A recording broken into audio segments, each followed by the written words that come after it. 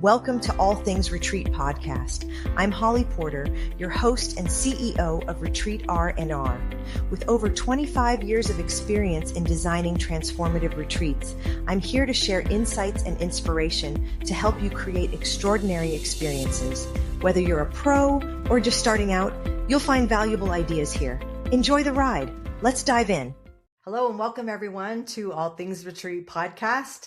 I've got a guest with me today that we're going to learn some more about different things than we normally do. I love that we bring different varieties on here for you to learn. Julietta Duvall is a soulful, rebel, and grounded guide for individuals and families dismantling systems that no longer serve them. Through radical storytelling, intuitive tools, and her podcast, The Unschooling Lifestyle, she empowers people to live with rhythm, trust, and unapologetic truth. A dedicated mom, entrepreneur, and seasoned flight attendant of nearly 20 years, Julietta embodies a free-spirited, nomadic style, often living out of a suitcase while inspiring others to embrace authenticity and transformative change. Welcome to the show. Thank you so much for having me. It's an honor to be here. Yeah, we're happy to have you. How does that work with, I know we were talking before and you had mentioned you have a couple daughters, right? 2 boys, actually. Yes, Boys. 2 boys. Okay, I guess I didn't ask you what sex they were. No, it's okay. They're 2 boys. They're 12 and 6. How does that work traveling with kids? Oh, it's amazing. It's lower. It's lower than people's rhythms, but I love them because they notice things that I don't normally do.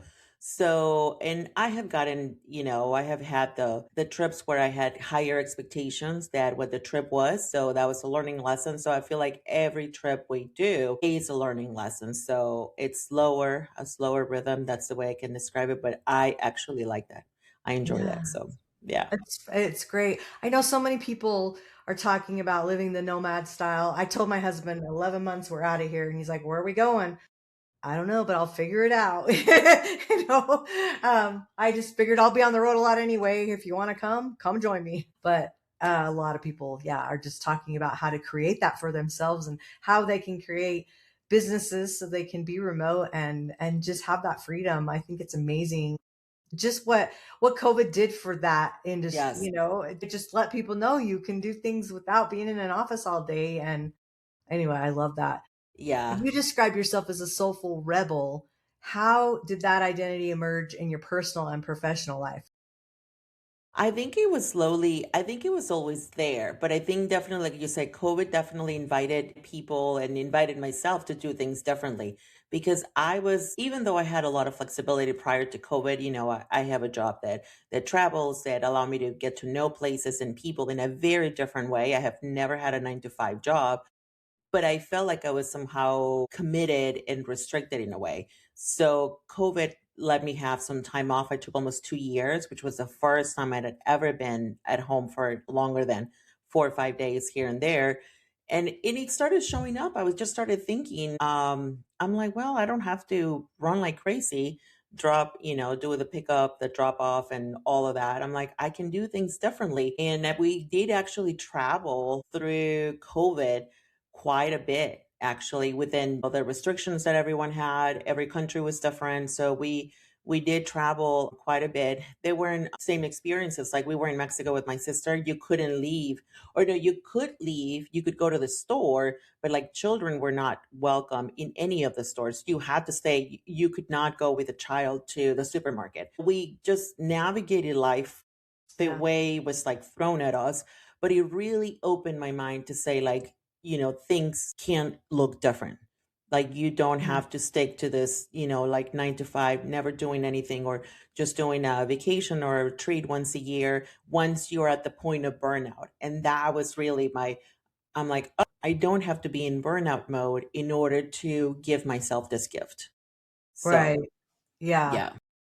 That's a gift for sure. And a lot of people, we live in burnout mode, especially moms, busy moms. It's challenging to juggle everything that we're juggling, especially with the job, right? Yeah.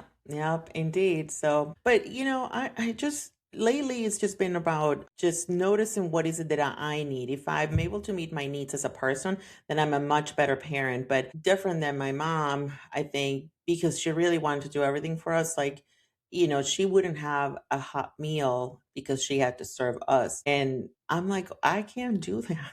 Yeah. I can't do that. So I talk to my kids, we have some boundaries and I've created some boundaries. It wasn't easy for me to do that, but I, slowly just been trialing and error. And the boys are really good about asking me why I need that. And then I answer and they're like, oh, okay, no problem.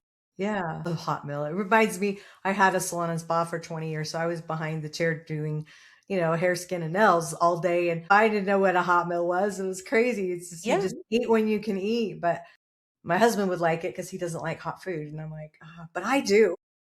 Yeah, So, there are some people that don't like that don't really need it, and that's great. But like you say, I also do. I also need a quiet environment to eat. And if I can't have that, it doesn't feel like a good meal to me. So I have to have like a whole experience about my meals. So oh yeah. my goodness. Well, we raised 8 kids. Quiet was not definitely a word in our house. Yeah. Oh, that's wild. Well, let's talk about a retreat experience. What Yeah. what does that look like for you? For me, it's like I think that it looks like something in addition to my life, like an addition, not like you said, I was also similar, like where you reach a burnout a mode and your body is just like enough is enough. And then you go and do that. But nowadays, since COVID, it looks more like an addition to my life. So it's like an expansion. So I call it the edge of expansion. That's what it is. That's what the word I was looking for. The edge of expansion, where you just have some more quiet time, there's more reflection happening, and there is a recharge of your batteries, but they're not completely drained. Like, think if your phone is like completely dead, like it takes more time to like charge up. But I'm think of like 50%. I'm like, okay, I think I need something. So it Mhm. feels more like, yeah, more of an addition. Yeah, I guess that's the way I would describe it. What are the key ingredients for a retreat that creates lasting transformation, not just a temporary escape? Flexibility. And I think we talked a little bit about it, earlier before we got on the camera here on the recording, but it's about I cannot go, even though I have a lot of energy, I am not the one to be, getting up at 7 and having like a morning breakfast with everyone, then a hike and then this and that. I just cannot do that. And to me, sometimes when I look at the schedules or when I look at the information or when you get on the call with someone, it just feels like too much. Like every moment of the day has to be filled. And I'm Yeah, like, I don't necessarily need that. And I don't know where if that's a fear maybe on their end that in order for me to see their value, that's what they need to provide. But for me, it's not in the flexibility because one of my better friendships right now, it's all about understanding and not taking it personal. So it's not that I don't want to participate. It's just literally my energetics are not to function like that. I'm a very independent person, from a human design perspective. I've always been independent. So I always struggle trying to get into groups and I'm not always a group person. And, so that understanding without turning it around like you should be part of this, it's a yeah. key thing that I look for when I am on the phone with someone, getting to know them, getting to know their story and how they came to develop this retreat, what they're offering. And it's like it's huge. I think that's the first thing that I look at. If on the call I do not feel that flexibility stemming out from their aura, I Yeah, will be yeah. thank you, but this is not for me. So what I'm hearing for retreat leaders listening to this show is that you need to be aware of what Julietta is saying here, because that's where I like on a website, this is for you if, this is not for you if, especially if you have a packed schedule, because you may have someone like Julietta who's not a morning person, and you're doing these, morning, whatever they could be, just meditations or yoga or whatever little thing, hike, like she said. And so I think it's being on both sides. That communication needs to be happening, but it's like being very intentional and clear on your schedule. And the other thing I'm hearing is the value in having your retreat outline in your marketing materials so that they get to see. It's not a secret, guys. You can find outlines of retreats everywhere. People are posting them. That's what they do. So don't think, oh, it's a secret sauce to my, business or my retreat and I can't share. I mean, come on. Let's everything's shareable, put it out there. And I think that would have helped you probably decide before you even get on the phone with them. That would probably help you decide if they had more. Is that you are absolutely like on point there, because then I get on the, like, I see the pamphlets or I see the writings, and like you said, it sounds like it's a secret sauce, and I'm like, I just want to find out, like What are they either how, hiding? what they're hiding. Like, I just want to find out if it's for me or not, and I can make a decision. But I can tell you that I don't need to be lured into this, like, conversation where there's have you ever read, like, it's almost like a page of a description, but it actually says nothing? Yeah. Like, yes, because in school when they make you regurgitate what it said, I'm like, the comprehension? No, Yeah, it's and like I it's had to get quick, just sound bites. Tell me, yes, tell me, tell exactly. me. Just tell me everything. I'm Yeah, like, I love that what you said about this retreat is for you if this retreat is not for you if this. That is powerful. It is powerful for you and for me as a person. I don't want you to waste your time because I want you to be talking to the people that truly that's for them. And then me, I'm just going to move away. There are 8 billion people in this world. It's okay if we're not the ones to connect, but you have the power to connect with other people. But it does help me a lot. I really value that because I really value structure and efficiency. yeah, Yeah. And yeah. yeah, And people value different things and you don't yes, have to, you do not have to do a retreat that's going to please everybody. That's exactly. okay. You Because you don't have to can't. do that. Because even if you try to do it, honestly, I've seen it in different groups. I don't think you can, but I do think that also value in your energy, it's probably gonna show and it's going to emanate from your own person into the people that are supporting that are coming to you for guidance, for wisdom. So I really value that. And I can pick up on that. If you're stressed, then I'm going to be stressed. And I do not like to be stressed. So that's not, yeah, it's just efficiency. But I am a very structured person. I always seek for a way to do it better. I Yeah. know not everyone is like me, and that's okay. There's a lot of people that are on the flow, and I love that for them. Yeah. Everyone is different. And that's what my human design work is so important to me because I just love Yeah. that so much. Yeah. Yeah, it's awesome. Well, and I think that, the other thing I would say to the retreat leaders listening is you also don't have to adapt to someone like Julietta. If that's not your Correct. style and flow, that's what I'm saying. Be clear about your marketing message because that's so important because you're like, oh, I'm just going to make it for everybody and I want everyone to come. No, you don't. You want to No. protect that space. And so I think just being clear on that whole thing, but not adapting because you had a conversation with someone. Oh, well, I've got to please them and I've got to please them. It's like you please who your person is and who you want to show up and they'll show up. Like, don't go to Yes. that here. That's such a great point that you make, though. I once listened to a podcast from a guy that he was a dancer. He is a dancer and he has a dance company. And he created this so-called dance parties, right? And he decorated the scene, the space with, like, they call it Victorian trash. I think it's like very eclectic, like old couches, like, thrift stores, but a person with like a very unique taste, right? And he said that I am not you, I'm inviting you into my space. I am not going to change my mood and my aesthetics because you don't like it. If you don't like it, that's okay. But he was very clear about it, Yeah. that he was inviting people into his space. And I'm like, that one really shifted there a little bit because I'm like, he's like, I'm not going to please everyone. I am pleasing myself and creating something that I know has value for the people that resonate with it. And Right. I'm People like, will show okay, up. that is so true. So I really love that. Yes. It reminds me, I know I've mentioned it on this podcast before. I had a mentor of mine who's now passed away, but he was the first time I had seen just very colorful events. And he would do everything so different. As the first time I had heard the word gamification and and I loved it because I modeled a lot of my live events after those things. I put my own flair on it, but he would rent like these purple and orange couches and chairs. I love that. You didn't go sit in like like you'd be in a room, like the space was, maybe you could set that up like a conference, but he'd find fun rooms that were just a little bit outside the box. And he would bring in these couches and rugs. And I mean, it was just such a different feeling. And he had Yes. lighting, that he didn't have the big lights on that are the fluorescent lights that are in your eyes, in a conference. And it was just like this whole container. Everything he did was curated for that mood, for that energy. And I loved it. I was just like, Yeah. and so I always brought the gamification aspects into my live retreats not retreats, sorry, live events.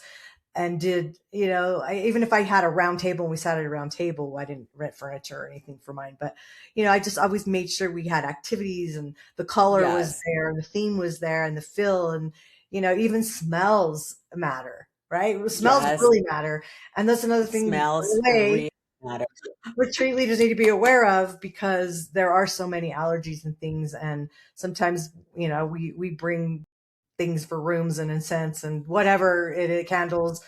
And a lot of people can't handle And candles. it doesn't always, yeah. I mean, if it's, I think if it makes you happy, because I find that when I am in a satisfied mood, when I'm happy and excited about something, that really stems out to some of the events that I have done in person, Yeah, and that really helps out. But if you're doing it for somebody else, and I think it's just extra work for you. Yes. And yeah, I think the more happy and satisfied you are, the better it's going to be for everyone else, because everyone else can pick up on that. it's So true. Yeah. yeah, it's Well, so and when true. you're, doing human design, it's such a great way to learn. Like for that, doing a retreat and knowing human design, if you can do that pre-work beforehand, you know what you're dealing with. Yes, it is absolutely few. So the two retreats that I've attended, they weren't really human design directed, but I was already doing my work. So I knew when I connected with the person that was facilitating the retreat, I knew that we were on the same page. So it was like it to me, that was a long process to you. I like to have deep relationships with people, Yeah. but I have the few retreats that I have considered, like the ones we talked about Egypt, timing hasn't been great for me, but there Right. was one, all of them have been with a layer of human design. And that was really important to me, because he was someone that recognized that, again, I am not your person to be in every group. I am a person that needs time alone. And it's nothing personal. And I feel like in the past, when I needed time alone, people were making it personal, that there was something wrong with our relationship, or there was something wrong with them or with me, and they something that needed to be fixed. And nothing needed to be fixed. I just needed some space. I mean, it's different, but some people do need more connection with groups, because that's how they get the whole energy flowing. Yeah. So to know that, I find it to be very valuable. It has helped me in my life like no other. So I Right. love it. Yes. What would you say, a flight attendant for 20 years? What's the biggest lesson that you learned about people and life? To not take it personal first, and it's never about you, or like it was never about me.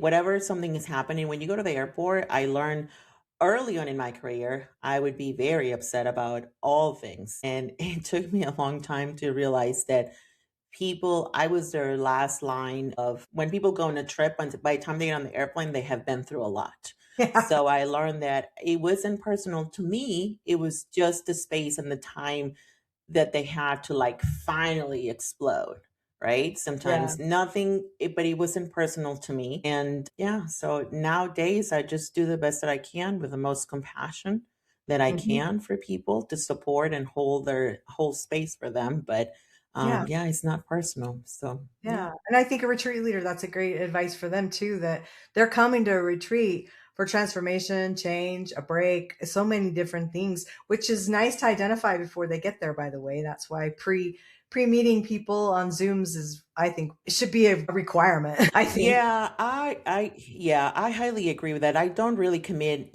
time or money to a place or an event that I have not met the person that is organizing them, though, because I think there's a lot of value. But again, I'm a person that also values deep relationships, so I would see that, but maybe some people don't. I don't know, but that definitely works for me. We would have to have conversations about it. So, Yeah. yes. Yeah. Okay, we're going to do some rapid fire. These are just Yes, let's do it. first answer, top of mind, no wrong, right or wrong answer, just what comes to mind. Okay, ready? Okay, do it. Yes. Morning routine or night owl? Morning routine. Yes. Biggest fear you've overcome? To not be loved. One word that describes your parenting style? Emotional. Favorite city you've flown to? Athens. Unschooling myth that you wish everyone would drop? It looks different for everyone. So it's not the same. Yes. One book that changed your life? The Midnight Library by Haig. I think that's how you say it. Okay, and a guilty pleasure?